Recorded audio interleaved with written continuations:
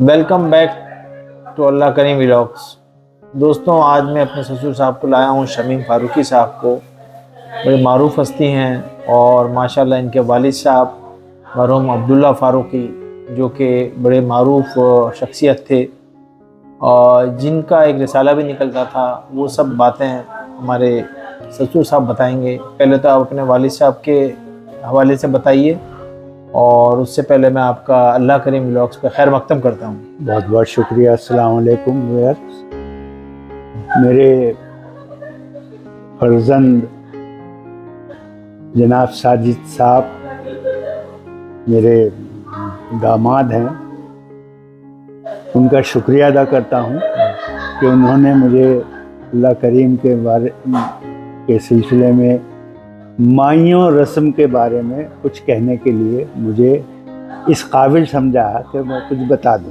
पहले तो माजरत चाहूँगा, बीच में आपको मैं इंटरप्ट कर रहा हूँ। पहले वालिद साहब के बारे में ज़रा आपने बताएं, क्योंकि वो भी एक मारूफ शख्सियत थे। जनाब, शख्सियतें तो सारी मारूफ ही होती हैं। अल्लाह उसको ज़्यादा करीम समझता है।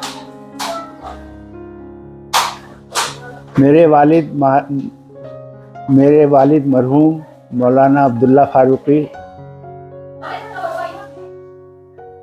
ज़िला सहारनपुर के एक छोटे से कस्बे से, जिसका नाम अम्बेहटा पीरजादगान था, वहाँ से सन 1930 में दिल्ली आ गए थे, जैसा कि उन्होंने बताया था। 1930 में उन्होंने दरगाह साफिया दरियागंज में, जो बहुत बड़े उलमा का वहाँ पे मज़ार भी है, और हज़रत शाह क़ुतबुद्दीन चिश्ती रहमतुल्लाह अलैह का बहुत बड़ा एक दरगाह है बाएं शरीफ की तरफ, जहाँ आजकल इनकम टैक्स की सबसे बड़ी विकास मीनार है, वहाँ बनी हुई है। उसके बाद उन्होंने उसके बाद उन्होंने दरगाह साफिया में रहते हुए सन 1930 में शायद मैं कह रहा हूँ, मुझे एग्जैक्ट पता नहीं है, 1930 में उनकी शादी हुई थी या 28 में शादी हुई थी, मुझे एग्जैक्ट डेट पता नहीं है। लेकिन वो बहुत बड़े ख़ानदान में शादी की थी मेरे वालिद अब्दुल्ला फारूकी की, क्योंकि मेरी माँ का जो जहेज़ आया था उस ज़माने में, वो पूरे चरथावल में उस वक्त के ज़माने का सबसे बड़ा जहेज़ कहा जाता था। क्यों? इसकी वजह यह है कि मेरे नाना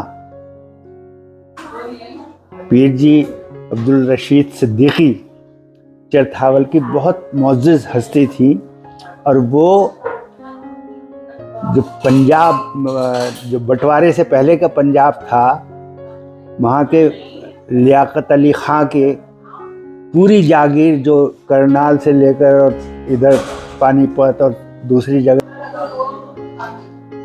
मेरे नाना चरथावल के बहुत मुअज़्ज़ज़ हस्ती थे। उस ज़माने में वो फ़िरोज़ ख़ां, जो पहला प्राइम मिनिस्टर था पाकिस्तान का, उसकी स्टेट के मैनेजर थे।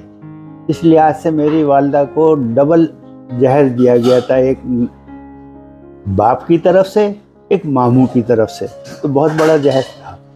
तो खैर, वो जब सारा जहेज़ आ गया, लेकिन उसी वक्त हमारे वालिद ने सन 28 या 30 में रिसाला खातून मशरिक़ शुरू किया था। ये घरेलू ख़वातीन का, उर्दू का उस ज़माने का सबसे बड़ा रिसाला था, खातून मशरिक़। अच्छा, बड़ा मारूफ था ये। बहुत मारूफ था, बहुत मशहूर था, और पूरा हिंदुस्तान पाकिस्तान में इसके बहुत सारे ख़रीदार थे। अच्छा। लेकिन वो सन 1947 में बहुत बुरी तरह मुतासिर हुए। अच्छा। हमारा घर दफ्तर था, वो लूटा गया। कारें, जो जीप कारें थी 2, वो बर्बाद हो गई। जो उस ज़माने में एक बैंक में 11,000 रुपये थे, एक बैंक में 4,000 रुपये थे, या 4.5 था, मुझे पता नहीं है। वो सारे बैंक में लुट गए, बर्बाद हो गए, सब चले गए पैसा मार के। और हम लोगों ने अपनी जान बड़ी मुश्किल से बचाई, जैसे कि मेरे वालिद मुझसे कहते हैं और फसादात में हमारा सिर्फ जानी नुकसान, एक मेरे खालाजाद भाई थे, उनकी लाल कुएं पर एक पेंटिंग की दुकान थी और बड़े बोर्ड वगैरह लिखते थे, किताबत करते थे, सारी चीज़ें, उनकी शहादत वहाँ पर लाल कुएं पे हुई थी। बाकी अल्लाह का शुक्र है कि हमारे ख़ानदान में से कोई फसादात में काम नहीं आया, कोई किसी को मारा नहीं। उसी ज़माने में मेरे वालिद का रिसाला निकलता था, वो कुछ महीने के लिए डिस्टर्ब रहा, छपा नहीं। लेकिन जैसे ही फसादात का सिलसिला ख़त्म हुआ और निज़ाम डाक शुरू हुआ, तो मेरे वालिद ने शायद 3 या 4 शुमारे शायद नहीं छपे थे उस ज़माने में, लेकिन उन्होंने किसी सूरत से भी खातून मशीक शुरू कर दिया। मेरे दामाद साहब मुझसे फरमा रहे हैं कि माइयों की रस्म के बारे में दिल्ली में क्या होता था उसके बारे में कुछ बताएं। अभी जैसा कि आपने वालिद साहब के, हमारे ससुर साहब के जो वालिद साहब के बारे में इन्होंने बताया मुख्तसर सी बात, अब जो है इनसे दूसरा सवाल मेरा यही था। इस वीडियो को बनाने से पहले हमने डिस्कस किया कि आखिर एक ऐसा टॉपिक ढूंढा जाए जिस टॉपिक के बारे में लोग बहुत कम जानते हैं, बस उसको सेलिब्रेशन के रूप में तो लेते हैं, सेलिब्रेट करते हैं, लेकिन उसका मफहूम क्या है, उसका उस रस्म का वो मफहूम का तस्करा जो है आज हमारे जो वालिद साहब हैं, वालिद साहब की जगह है माशाल्लाह शमीम फारूकी साहब, वो उस पर ज़रा तस्करा करेंगे। जनाब, यूँ तो दिल्ली के अंदर लातादाद रस्में होती हैं जी, और इतनी रस्में होती हैं कि जिसका कोई शुमार नहीं। मूँछों से लेकर बोलने तक, टखने तक, सर मुंडवाने तक, सर बैठाने तक, बिस्मिल्लाह कराने तक, सारी चीज़ों की रस्में हैं अलग अलग जी। कूंडे भी बनते हैं, छल्लियाँ भी बनती है, पेंदियाँ भी बनती हैं, सारी चीज़ें होती जी हैं। जी। लेकिन एक रस्म जो मुसलमानों में आम तौर पर पाई जाती है वो है रस्म माइयों, यानी लड़की की शादी से पहले जी लड़की को 7 या 8 दिन या 11 दिन पहले माइयों बिठाया जाता है। माइयों की शरह कोई कुरान शरीफ में मुझे इसका जिक्र कहीं पढ़ने को नहीं मिला, ना मौजूद है। रसूम दिल्ली के जो किताब है उसके अंदर भी माइयों की रस्म का जिक्र तो है, लेकिन उसको मजहब से नहीं जोड़ा गया जी कि इस्लाम के अंदर ये माइयों खास की चीज़ रस्म। तमाम जो इस मेरे सब्सक्राइबर हैं इस पे देख रहे हैं, ये आप हाँ। खास चीज़ रखें दिमाग में कि ये जो है सुन्नत से साबित नहीं है। हाँ, उससे बकौल कोई आपके सुन्नत से साबित है ना, कोई नहीं है जी। ना ये शरीयत से ताल्लुक़ रखती है, अच्छा। ना इस्लाम से ताल्लुक़ रखती है, ना अच्छा। कुछ। ये एक मेरे जो मुताले में आई है रस्म होती थी पंजाबियों में, जी जब ये मुल्क तकसीम नहीं हुआ था, ख़ास तौर से पंजाब के अंदर होती थी। जी। उसको ये माइयों से बढ़ कर माइयों को अच्छा, मुसलमानों में भी हो गई। किन नामों से जानी जाती है ये रस्म? ये इसका नाम तो माइयों पंजाबी में भी है हाँ, और उर्दू में भी है। और हल्दी है जैसे मैंने सुना, हल्दी है, उफ्टन है, ढोलकी है, ये सारी चीज़ें इससे जी। अटैच्ड हैं। जी रस्म माइयों बहुत पुरानी रस्म है। जी। इसका मकसद ये होता है ये कि शादी से पहले मेरी पूछने की सुबह से मेरी यही था डिस्कशन पॉइंट कि इसका असल मकसद क्या है, ताकि व्यूअर्स जान सकें। और इसका असल मकसद सिर्फ ये है कि शादी से पहले 5-7 दिन, 10 दिन, ज़्यादा से ज़्यादा 11 दिन पहले लड़की को एक अलग जगह पर उस घर के अंदर मखसूस पीले रंग का जोड़ा बनाकर बिठा दिया जाता है। उसके अंदर 7 सुहागनें, जो उसकी बहनें हो सकती हैं, उसके रिश्तेदार हो सकते हैं, रिश्तेदार हो सकते हैं, आस पड़ोस के मोहल्ले की दोस्त अहबाब हो सकते हैं। हाँ। वो सुहागनें आकर उसके पान उसके हाथ पे रखकर जर्दी मिला हुआ तेल, अच्छा, और उसके अंदर उन्ना वगैरह मिला हुआ सारी चीज़ें, कि वो उफ्टन की तरह वो उसके गालों के ऊपर लगा दें जी, और उसके हाथों के ऊपर लगा दें, उसके पैरों के ऊपर लगा दें। जी।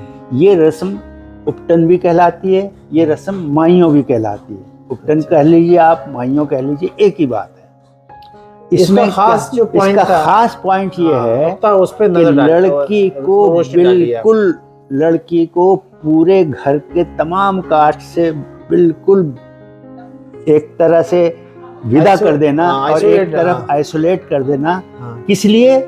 कि वो अपनी मैरिड लाइफ के बारे में प्लानिंग कर सके, मैरिड लाइफ के साथ जो अटैच्ड सारी जिम्मेदारियां उसके बारे में आहिस्ता आहिस्ता सोचती रहे। ये था, देखिए ये कंसेप्ट है, मफ़हूम ये था इसका। ये नहीं कि पीला लिबास पहन गया, बैठ गया और आजकल तो ये गाने बजाने और संगीत, ढोलकी, ये इससे जाना जाता है। इसका मतलब ये था कि अलग रहकर तो तेरी ऊपर एक जिम्मेदारी आने वाली है शादी के बाद जी। तेरे शौहर की जिम्मेदारी, शौहर के साथ तुम्हारी सास की जिम्मेदारी, सास के साथ उस घर की जिम्मेदारी जो तुम्हारे साथ अटैच्ड होने वाली है, उसकी जिम्मेदारी को वो कैसे आहिस्ता आहिस्ता निभाएगी। ये बात, इसके बारे में प्लानिंग करने के लिए उसको 7 दिन दिए जाते थे, 8 दिन 10 दिन आराम से बैठ के सोच ले। इसका ये मतलब नहीं था कि ढोलक बजा लो और ये कर लो, तो होता ही है रस्म के साथ। देखिए ज़ाहिर ना, आपने ये देखा इनका एक छोटा सा हमने जो तबसरा किया इस पे माइयों पे, कि माइयाँ का बेसिक रीज़न क्या है, माइयों का बेसिक रीज़न बता भी दिया है आपको, और उसको बहुत मुख्तसर और बहुत शॉर्ट में, अगर आप वीडियो यहाँ से देख रहे हैं तो आपको ये बता दूँ कि माइयों का जो टाइम होता है हफ्ते से 10 दिन का माना जाता है, और उसमें लड़की या जो कंसर्न है उसकी शादी होने से पहले उसको जो आगे जो रिश्ते नए बुनियादी रिश्ते बनेंगे, उस रिश्तों को पे वो ज़रा उसको कैसे निभाएगी, क्या उसकी प्लानिंग रहेगी, कैसे उसे आगे की ज़िंदगी चलानी है, इन सब का जो है तस्करा वो अपने जायज़ा लेती है और वो प्लानिंग करती है कि कैसे क्या होगा, क्योंकि ये बड़ा सेंसिटिव रिश्ता होता है और ये ऐसी बहुत ही सेंसिटिव रिश्ता कहलाएगा दुनिया में। और ये रिश्ते आजकल जो हैं बताऊं, बहुत अल्लाह सबके रिश्ते कायम रखे, लेकिन ये रिश्ते बड़े नाजुक रिश्ते होते हैं। इन रिश्तों को ध्यान में रखते हुए एक मौका दिया जाता है लड़की को कि भाई जो मैं करूँगी कैसे क्या होगी मेरी प्लानिंग डे 1 से, और फिर ग्रेजुअली कोर्स ऑफ टाइम के साथ। तो ऐसा है कि सब बच्चों को पता हो जाता है कि कहाँ शादी हो रही। ये तो उस जमाने की बात है कि अच्छा, एक नसीहत बता दीजिए जो आज की नस्ल जो बच्चियां और बच्चे जो शादी हो रहे हैं, एक उनको नसीहत भी कर दीजिए इसी वीडियो में, और इसके बाद इस वीडियो का इख्तिताम करेंगे इंशाल्लाह। मेरी तो सिर्फ नसीहत नहीं, मेरी तो एक गुजारिश है कि लड़की को अपनी आइंदा जिंदगी गुजारने के लिए एक नया फील्ड मिलता है जी। शादी होके एक घर छोड़ के जहाँ उसका बचपना गुजरा, जहाँ उसकी जवानी तक का सारा सामान गुजरा है जी, वो छोड़कर वो दूसरी जगह जाती है। उस घर को भी आबाद रखने के वो सारे वसाइल उसको वहीं पे भुगतने पड़ते हैं। अच्छा, कैसा मैका होगा, कैसे ससुराल होगी, सास कैसी होगी, किस मिजाज की होगी, अगर उसके साथ दुल्हन मतलब हस्बैंड की बहनें वो कैसी होंगी, किस मिजाज की होंगी, पढ़ रही हैं नहीं पढ़ रही, कहाँ पढ़ रही हैं, या कहाँ शादियाँ हो गई क्या नहीं हो गई, बिल्कुल एक नया उसे एक घराना मिलेगा। कि ये गुफ्तगू को हम यहीं ख़त्म करते हैं और ससुर साहब हमारे शमीम फारूकी साहब से इजाज़त लेते हैं। बहुत बहुत शुक्रिया, बहुत बहुत अल्लाह करीम पे आपने बोला, बहुत बहुत शुक्रिया, बहुत बहुत शुक्रिया। वीडियो अच्छा लगा हो तो लाइक शेयर ज़रूर कीजिएगा, और अगर अभी तक आपने नहीं करा हो तो सब्सक्राइब ज़रूर कीजिएगा। अगली वीडियो में जल्दी ही मिलते हैं, तब तक के लिए अपना ध्यान रखिए। Till then take care and अल्लाह हाफिज़।